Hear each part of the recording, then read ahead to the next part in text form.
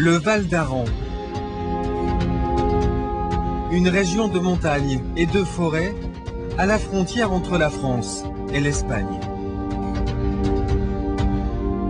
Un havre de paix naturel, empli de curiosité. Ici, par exemple, tous les cours d'eau s'appellent des Garonnos. Comprenez Garonne dans la langue du pays. Pour trouver celle qui nous intéresse, direction le plat de Bérette. Première étape de notre périple.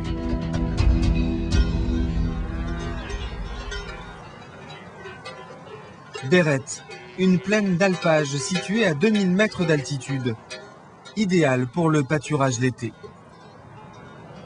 C'est là qu'Isor Gratakos nous a donné rendez-vous.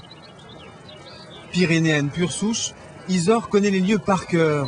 C'est son terrain d'investigation favori. Paléontologue, elle s'intéresse notamment à ces empreintes creusées par l'homme il y a plus de 4000 ans. On appelle ça une cupule. Il en existe des centaines sur le site. Ces cupules démontrent quoi? C'est un témoignage qui montre que, puisque ça a été fait par des humains, qu'il y a des humains qui ont vécu ici. Les hommes qui vivaient ici trouvaient quoi? Ce que cherchent les humains. De quoi manger, de quoi vivre en sécurité et de quoi boire. Et de ce côté-là, pas de souci. Bérette regorge d'eau. Des résurgences plus ou moins actives en fonction des saisons. En contrebas de ce refuge, Isor Gratakos nous emmène découvrir l'une d'entre elles. La plus étonnante, sans équivoque. Nous sommes ici devant ce que l'on appelle la source officielle de la Garonne.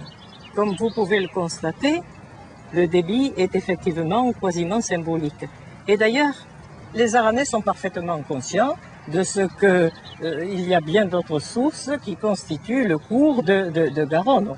Mais il n'empêche que c'est celle-ci qui est entourée d'une sorte d'aura dont je n'ose pas dire qu'elle est mystique, en tout cas, elle est culturelle. C'est celle-ci qu'ils ressentent comme la source vraiment aranaise.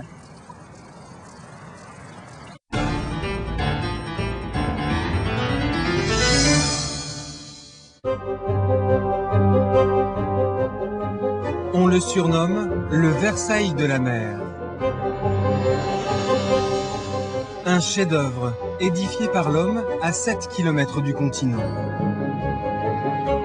Cordouan est le plus ancien phare du monde, encore en activité. Il fêtera ses 400 ans en 2011. C'est également le dernier phare en mer gardé par l'homme.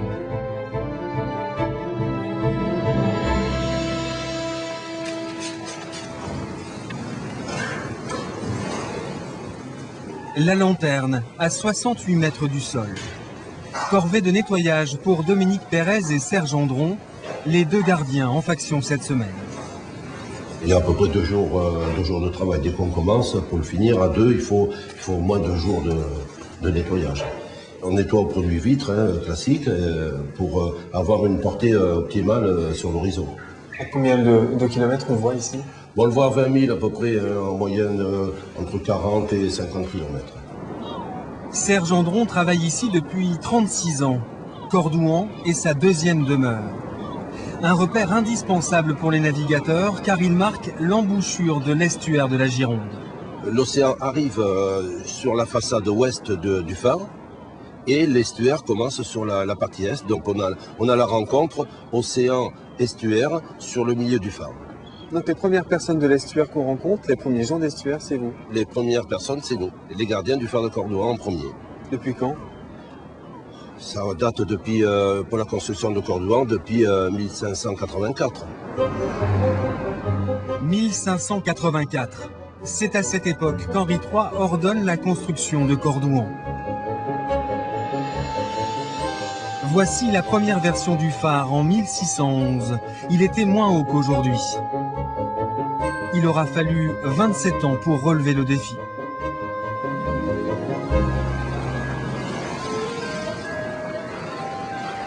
La façade a conservé son décor d'origine, inspiré des riches demeures bordelaises.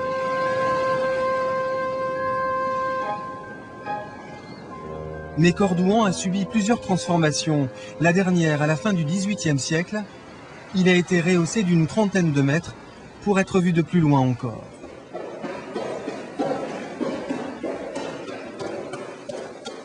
Cordouan est unique dans sa réalisation. Dominique Pérez nous emmène découvrir la pièce la plus étonnante. C'est une chapelle.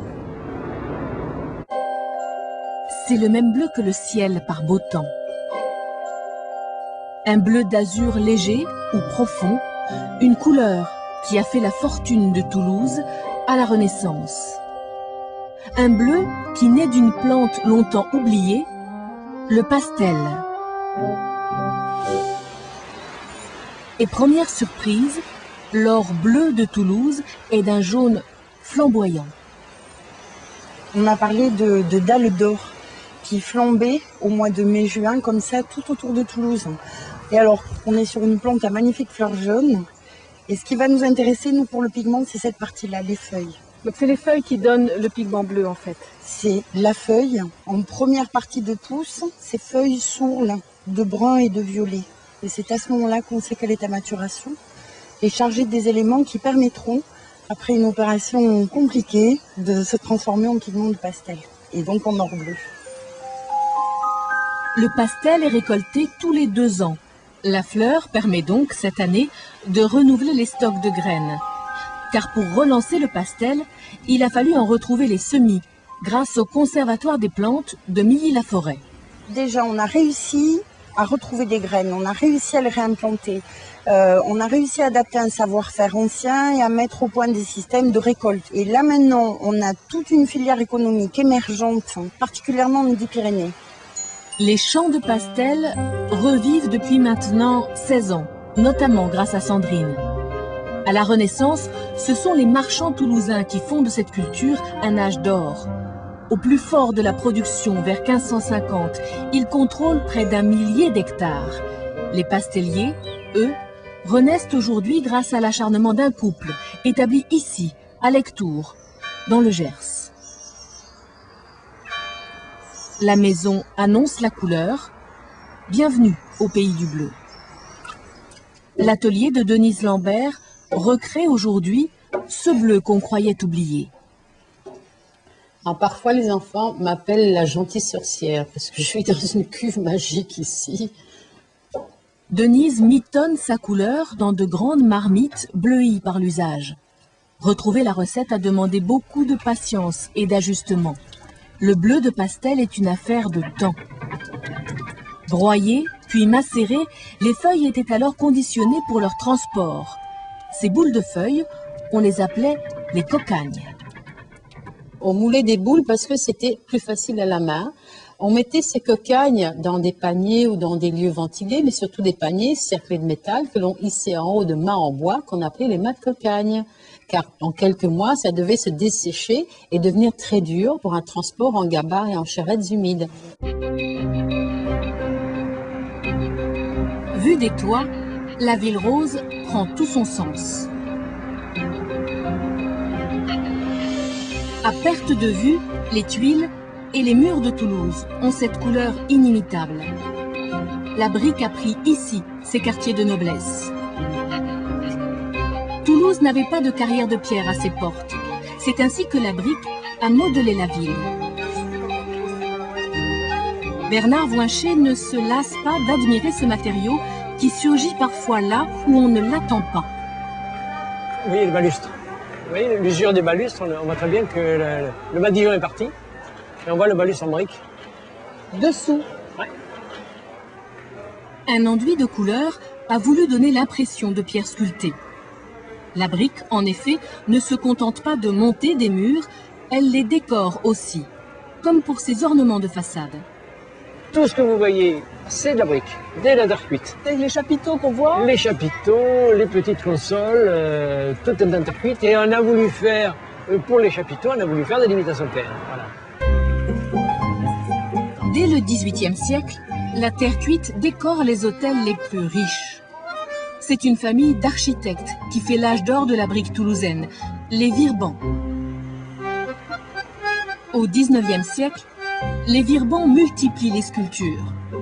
Leur production est quasi industrielle et parfois monumentale, comme ces cariatides de façade. On a un savoir-faire exceptionnel. Il y avait énormément de sculpteurs dans les ateliers qui faisaient des moulages sur l'antique ou qui faisaient des œuvres originales. On a toute une série de moulages depuis l'Antiquité, la période gothique, la période Renaissance, puis la période classique. Et les Virban vendaient leur production en fonction du goût des gens. Dans cet art de l'ornement, cette tourelle est à elle seule un chef-d'œuvre du genre. Tout un décor de terre cuite entre baroque et rococo. Il n'est pas rare non plus de bâtir en trompe-l'œil. Certaines maisons imitent la pierre parce que cela fait plus riche. Avant le XXe siècle, Toulouse était d'ailleurs plus blanche que rose. On crépissait alors les murs pour protéger une brique trop fragile si elle n'est pas assez cuite. Au cœur même de la ville, la place du Capitole. Elle aussi a été blanche avant d'être rose. La place du Capitole a d'abord été place Royale, puis place de la Liberté. La mairie n'a fait que succéder au Capitoul qui dirigeait ici la ville depuis le Moyen Âge.